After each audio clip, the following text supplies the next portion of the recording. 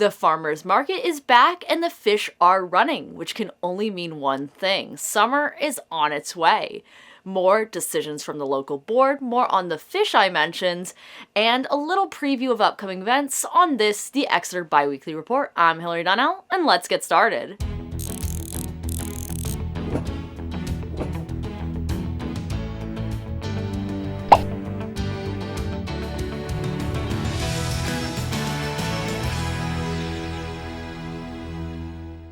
First up, we have a select board recap. The select board meeting from earlier this week began with addressing the overflow of trash in downtown and mobile vaccination units. So another way that we like to support businesses is by offering the vaccine. Assistant Chief Pizon and myself have done 4 mobile clinics so far for restaurants in Exeter.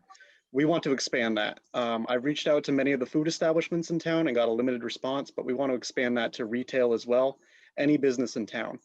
I do have an email address here that they can reach out to. If anyone wants to reach out to exetervax@gmail.com, that's EXETERVAX@gmail. I'll be responding to that email separately. It's something that we can set up mobile clinics for.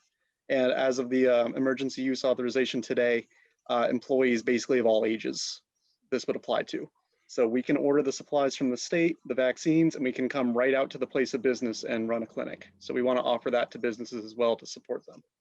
Another thing for employers and businesses, we don't require ID for your workers. We don't require, all we need is a name and a birthday. That's all the system needs. So we're willing to go out to any place of business in town. Literally, if you can provide us with first and last name and a birthday, we can get a shot in an arm. Following which was an update on the sewer rate tiering from 2021 and the decision on the food truck parking space. On the table, the motion is to approve option 3, which reads in the C1 downtown and waterfront commercial districts to allow mobile vending in up to 6 municipal parking spaces adjacent to the townhouse common and 1 municipal parking space on Front Street. The exact location to be determined by the select board, which I believe Selectman Brown is the new location that is in our packet. It's at $1,200 per annum, prorated at $100 per month. The Front Street space would be priced at $2,400 per annum, prorated at $200 per month. The select board is designating the economic development and the town manager's office to take responsibility of this joint effort, with applications to be signed off by appropriate department heads and the health officer when appropriate. The meeting ended with the approval of Yogasmith being able to do yoga on Wednesdays in Exeter Common. Another committee group working in town is the newly formed Arts and Culture Advisory Committee. Here's what their most recent meeting was like. On Tuesday, May 11th, the Arts and Culture Advisory Committee held their 4th meeting. The most discussed agenda item was the Founders Park Sculpture Restoration Project. Publicly owned art can receive a grant from the Council on the Arts up to a maximum of $20,000. We've been invited to submit a grant application for the restoration of the Founders Park statue. We've got till June 25th. So if anybody has any experience with grant writing and would like to be a part of this, please step up. Other topics covered included the cultural events website and calendar, town permitting, and potential future opportunities to benefit the community of Exeter. As far as I'm concerned, anybody in Exeter that gets some funding and is reinvesting in the local art scene, then I think that's good. So I think it's just a matter of letting people in Exeter know that these opportunities exist.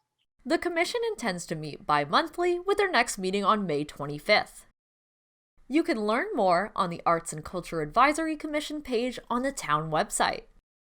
The annual river herring migration is on its way in the Exeter and Squamscott rivers. Here's Bob Glowacki with more. If you're walking downtown and happen to wonder why there seems to be more seagulls and cormorants in the river, it's because of the river herring.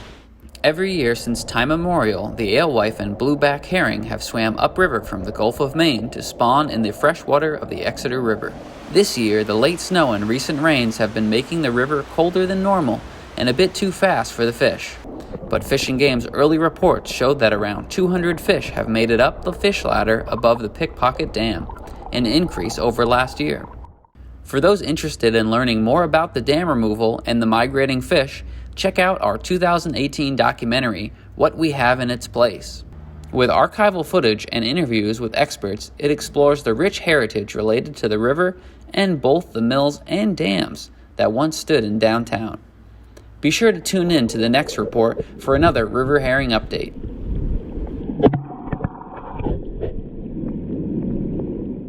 Next weekend, on Saturday, May 22nd, Team will be holding their annual Arts and Music Festival in Swayze Parkway. Team recently released the lineup for the day's festivities, which kick off with Yoga in Action featuring Quill at 11 a.m. on the main stage.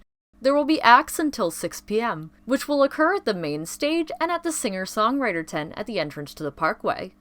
There will be food trucks and artist vendors.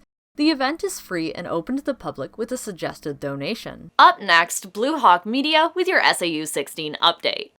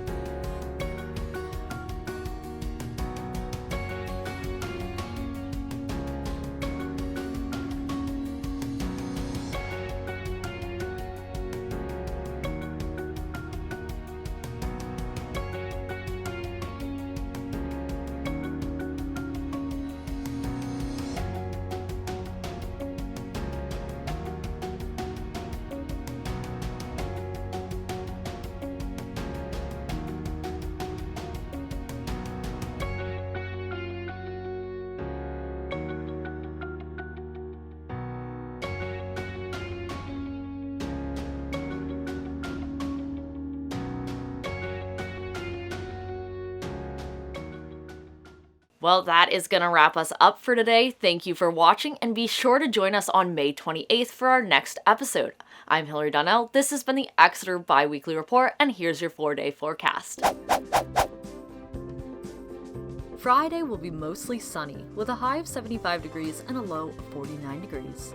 Saturday will be partly cloudy, with a high of 72 degrees and a low of 51 degrees.